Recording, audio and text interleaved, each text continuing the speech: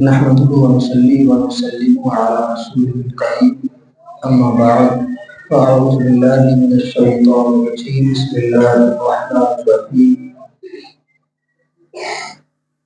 إن الله وملائكته يصلون على النبي يا أيها الذين آمنوا صلوا عليه وسلموا تسليما درود پاک پڑھیے اللہم صلی علی سیدنا و مولانا محمد معدن الجود والکرم وآلہ وبارک وسلم علیہ صلاۃ و سلام علیک یا رسول اللہ صلی اللہ تعالی علیہ وسلم۔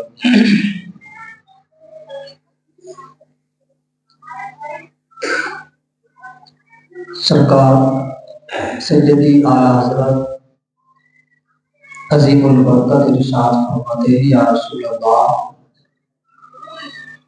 زمین و زمان تمہارے لیے، مکین و مکان تمہارے لیے، یا رسول اللہ چنین و چنا تمہارے لیے، بنے دو جہاں تمہارے لیے، یا رسول اللہ بنے دو جہاں تمہارے لیے، ہم آئے یہاں تمہارے لیے، اٹھے بھی وہاں تمہارے لیے، یا رسول اللہ دہن میں زباں تمہارے لیے، بدن میں ہے جان تمہارے لیے، ہم آئے یہاں تمہارے لیے، اٹھے بھی وہاں تمہارے لیے۔ ایک مرتبہ اور درود پاک پڑھیے اللہم صلی علی سیدنا و مولانا محمد معدن الجود والکرم وآلہ وبارک وسلم علیہ صلاۃ و سلام علیک یا رسول اللہ صلی اللہ تعالی علیہ وسلم۔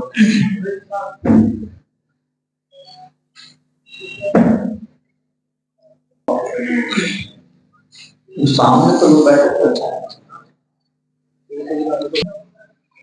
بشرطے ہمیں بہت چھوٹی سی نظر آ رہی ہے،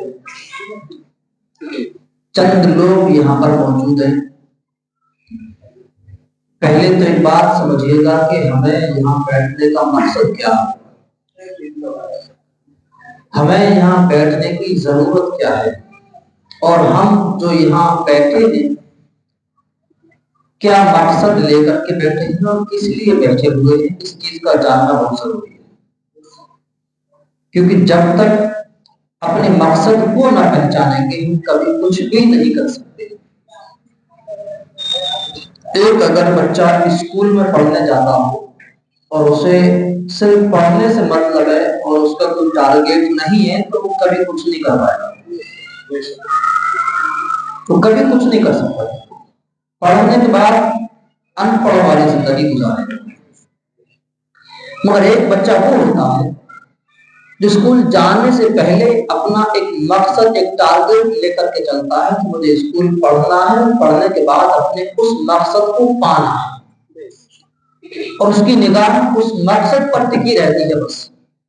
وہ الگ بات ہے کسی کو دیر سے کسی کو جلدی منزل ملتی ضرور ہے، مگر ملتی اسی کو ہے جس کی منزل پر نگاہ ہوتی ہے، جس کے سامنے اپنی کوئی منزل ہوتی ہے، جس کے سامنے اپنا ایک مقصد، ایک ٹارگیٹ لے کر بندہ نکلتا ہے تو ایک دن اپنی منزل تک پہنچ کر کے وہ رہتا ہے۔ تو یہ جو محفلیں کی جاتی ہیں ان کا صرف ایک ہی مقصد ہے کہ ہماری زندگی میں اسلام پورے طریقے سے اتر آئے، ہم اپنے دین کو اچھے طریقے سے سمجھ سکیں، ایسا نہ رہے کہ صرف نام کے مسلمان رہ جائیں اور حقیقت یہ ہو کہ ہمارا اسلام سے تعلق بھی نہ بچے۔ ہم کو اپنی دنیا اور آخرت کو سنوارنے کے لیے کیا کرنا چاہیے اور ہم کیا کر رہے ہیں، ان تمام چیزوں کو جاننے کے لیے یہ محفلیں رکھی جاتی ہیں۔ اسی لیے میں نے جمعے کی نماز کے بعد بھی اعلان کیا تھا کہ جو محفل ہم رکھیں گے اس میں سوال جواب کا بھی سلسلہ رکھیں گے انشاءاللہ۔ اگر کوئی سوال کسی کا ہو تو اس کا جواب بھی دیا جائے گا، اور جب تک ہم دین کے بارے میں، اپنے ایمان عقیدے کے بارے میں، اپنے اعمال کے بارے میں معلومات نہیں کریں گے، پوچھیں گے نہیں، تو ہمیں کہیں پتا بھی نہیں چلے گا کہ سچائی کیا ہے اور اچھائی کیا ہے۔ ہمارا فرض بنتا ہے معلوم کرنا۔ جب تک ہم اپنے بڑوں سے اس کی باتیں نہ کریں گے، کبھی بھی ہم دین کے معاملے میں سیکھ ہی نہیں سکتے کچھ۔ اللہ نبی فرماتے ہیں طلب العلم فریضۃ علی کل مسلم و مسلمہ، علم دین کا سیکھنا ہر مرد عورت پر اللہ نے فرض فرما دیا ہے۔ یہ ایسے سمجھیے آپ کہ اگر کسی کو پڑھائی لکھائی کرنے کے بعد جب کسی کو نوکری ملتی ہے نا، تو نوکری جو دینے والے لوگ ہوتے ہیں، نوکری سے پہلے اس کے تمام کاغذات تمام چیز چیک کرنے کے بعد اس کو ٹریننگ دیتے ہیں، اس کو ٹریننگ دی جاتی ہے، اور اس ٹریننگ میں اسے وہ تمام چیز سکھائی جاتی ہے جس کی ضرورت اسے ڈیوٹی پہ چڑھنے کے بعد کرنی پڑتی ہے، چاہے وہ آرمی کی ہو، پولیس کی ہو، کچھ بھی نوکریاں ہو۔ پہلے ٹریننگ، جب ٹریننگ مکمل اس کی ہو جائے گی، اس کے بعد تب کہیں جا کر اسے ڈیوٹی پر کھڑا کیا جاتا ہے، جب وہ کمان سنبھال کر کے بارڈر پہ کھڑا ہوتا ہے، کیونکہ ٹریننگ تو مکمل ہو چکی ہے، تو دین جان چکا ہے، تو تمام اصول جان چکا ہے ان چیزوں کے۔ تو اس ٹریننگ جب تک کوئی نہ لے اور ڈیوٹی پر پہنچ جائے تو وہ کبھی کامیاب نہیں ہو سکتا ہے، ناکام رہ جائے گا۔ وہ ایک دنیاوی ذراتی زندگی جینے کے لیے ایک ہمیں نوکری جو چند سال کرنا ہوتی ہے، اس نوکری کو پانے کے لیے، اس نوکری کو کرنے کے لیے جو ہماری نوکری چند سال کی ہے، ہم کئی مہینے کی لمبی ٹریننگ لیتے ہیں، کئی مہینے کی لمبی ٹریننگ، اور بڑی محنتیں کرتے ہیں ٹریننگ کے لیے۔ اور ٹریننگ سے پہلے پڑھائی لکھائی تمام ایجوکیشن بڑی محنتیں، کیوں کہ ایسا نہ ہو کہ ہم کسی اس میں فیل ہو جائے، ہمارا کام خراب ہو جائے۔ مجھے اگر سوچئے، سب نوجوان طبقہ ہے، سب یہ بتائیے ذرا کہ جس زندگی کو ہمیں چند سال ٹریننگ دے کر کے گزارنا ہو، جس نوکری کو، جس لیول کو ہمیں چند سال گزارنا ہے، ہم اس کے لیے بڑی بڑی محنتیں کرتے ہیں۔ مجھے بتائیے کہ ذرا اسلام کے لیے آپ نے کون سی ٹریننگ لی؟ نماز سیکھنے کے لیے کون سی ٹریننگ لی ہے؟ کہ نماز سیکھنے کی ٹریننگ نہیں ہوتی؟ کہ نماز دین سیکھنے کی ٹریننگ نہیں ہے؟ کہ اسلام کو جاننے کی کتاب نہیں ہے؟ کہ دین بتانے والے انسان دنیا میں نہیں رہے آج؟ کیوں ہمیں اتنی لاپرواہی ہماری ہو گئی کہ ذرا ذرا سی باتوں کی ہم ٹریننگ لیں، ذرا ذرا سی باتوں کی فکر کریں، ذرا ذرا سی باتوں کی بڑی دلچسپی سے انجوائے کریں، بھاگ دوڑ کریں اس کے لیے ہم۔ مگر مذہب اسلام وہ اعلیٰ دین جس کا قرآن کریم ذکر کرے، نہ دینا عند اللہ الاسلام، اس دین کے بارے میں ہمارے پاس کیا ہے؟ کبھی سوچا نہیں آپ نے ان چیزوں کے بارے میں؟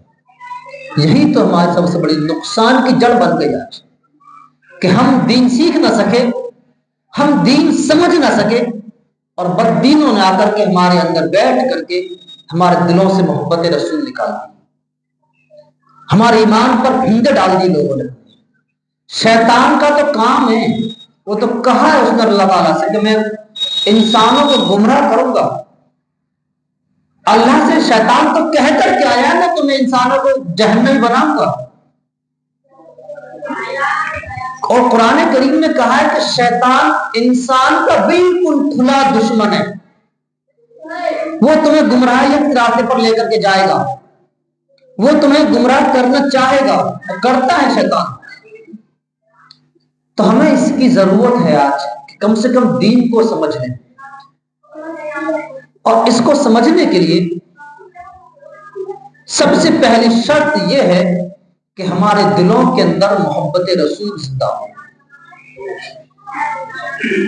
نبی کی محبت جب تک دلوں میں جگہ نہ بنائے گی، ہم کبھی کچھ بھی نہیں کر سکتے، کبھی کچھ نہیں کر سکتے، یاد رکھنا اس چیز کو۔ اور میں تو بہت بڑی بات کہہ رہا ہوں، اگر تمہارے دل میں محبت رسول نہیں ہے تو تم دنیا میں بھی کسی کامیابی، کوئی کامیابی حاصل کر ہی نہیں سکتے۔ اس لیے کہ جب تک ہندوستان میں مسلمان اللہ کے نبی کے غلام رہے، हुकूमतें करी हैं लोगों ने, हुकूमतें हाकिम बनकर रहे, बादशाह बनकर के रहे, और जब से दिल से मोहब्बत रसूल निकलना शुरू हुई, आज क्या कंडीशन है हमारी, क्या कमी हमारे पास आज। पहले बहुत थोड़े थे, आज करोड़ों में। चंद लोग पहले थे तो हुकूमत कर गए, और आज हम करोड़ों में हैं, मगर तो परवाह नहीं, हम बिल्कुल देखो मारे जा रहे हैं बुरे हालों से। क्यों? उसकी वजह क्या है? अल्लामा इकबाल ने कहा था कि तरीके मुस्तफा को छोड़ना है वजह बर्बादी, तरीके मुस्तफा को छोड़ना है वजह बर्बादी, इसी से दुनिया में हुई बेइख्तियार कौम अपनी। अभी मैं एक बयान देख रहा था, महर्रा शरीफ के सज्जादा हुजूर रफीक मिल्लत सरकार सैयद नजीब हैदर मियां ने बड़ी अच्छी बात कही। अल्लाह वाले होते हैं जो एक एक अल्फाज में पूरी बातें कह जाते हैं। सरकार रफीक मिल्लत ने फरमाया कि 3 चीजें पकड़ लो, बस 3 चीजें, दुनिया भी तुम्हारी कामयाब हो जाएगी और आखिरत में, दुनिया में भी इज्जत की जिंदगी जियोगे, शान वाली जिंदगी जियोगे, और आखिरत में भी जिंदगी इज्जत की रहेगी तुम्हारी। वो 3 चीज क्या है? पहली चीज है तकवा। तकवा कहते हैं परहेजगारी, गुनाहों से बचना। पहली चीज तकवा पकड़िए, मजबूती के साथ हराम काम नहीं करेंगे, झूठ नहीं बोलेंगे, शराब नहीं पिएंगे, जुआ नहीं खेलेंगे, ग़ीबत चुगलियां नहीं करेंगे, जितने भी हराम काम है नमाज कज़ा नहीं करेंगे, रोजा का रमजान का महीना आएगा रोजे नहीं छोड़ेंगे। भाई जितने चीजें करने की है वो करेंगे, और जिसको इस्लाम ने मना फरमाया वो नहीं करेंगे, इसी का नाम तकवा है। आप फरमाते हैं तकवे को पकड़ लीजिए। दूसरी चीज है तालीम। पहला तकवा, दूसरी तालीम, पढ़ाई लिखाई, एजुकेशन, दुनियावी भी और दीनी भी, दोनों मैदान में हमारे आदमी में होना जरूरी है। जब पढ़ाई भी तुम्हारे पास होगी, तकवा भी तुम्हारे पास होगा। और फरमाते हैं तीसरी चीज है तिजारत, बिजनेस, कारोबार। 3 चीज पकड़ लो, दुनिया भी तुम्हारी कदम में रहेगी और आखिरत तुम्हारी कदम में रहेगी। आज हम गौर करें कि हमारे पास तीनों में से कौन सी चीज मौजूद है। न तकवा हमारे पास है, न तालीम हमारे पास है, और तालीम का तो ये हाल है सुभान अल्लाह, 20, 25, 30 साल की उम्र में 3 सूरत कलम पढ़ी। हकीकत बता रहा हूं मैं, 3 सूरतें अल्लाह के कलाम की हमें याद नहीं है। 50 साल की उम्र में 5 वक्त की नमाज का तरीका पता नहीं, ये तालीम का हाल है हमारी का। ये है हमारी तालीम रह गई आज कि 50 साल की उम्र वालों से पूछो जाकर के कि फजर में 4 रकअत पढ़ते हैं, 2 सुन्नत और 2 फर्ज, 2 फर्ज में क्या क्या पढ़ा जाता है, बता नहीं पाएंगे लोग।